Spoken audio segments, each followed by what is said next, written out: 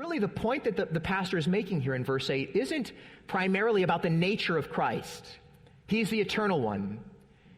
It's really about the nature of the gospel.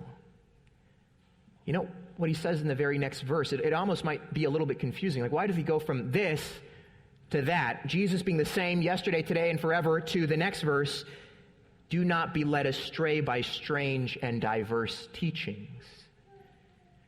See, the point isn't so much about the nature of Christ, but the message of Christ. This pastor is saying Jesus is unchanging, therefore the message of the gospel that you received, it doesn't change. So don't buy into this new, strange, diverse teachings that you're beginning to hear from people on the outside who are drawing you away from the original gospel that you heard preached. A new kind of Christianity is a false kind of Christianity.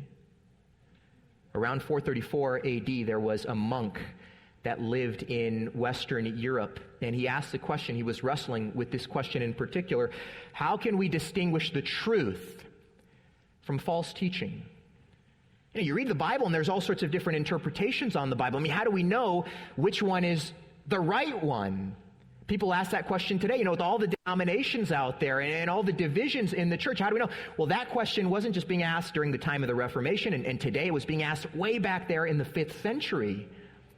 And this monk wrote this really important treatise, if you will, and it was sort of latched onto by Christians for the last 1,500 years. And this is what he said in the treatise. He said, in the church itself, in the universal church, the Catholic Church, all possible care must be taken that we hold that faith which has been believed everywhere, always, and by all.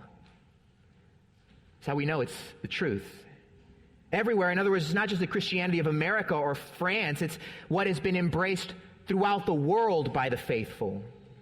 Always. In other words, what we believe didn't just start up in 1992 or 1967 or whenever. Like, it's got antiquity to it. This is what Christians have gone to their martyrdoms for. This faith, once for all delivered to the saints, by all. Universal sort of consensus of the faithful, of followers of Jesus.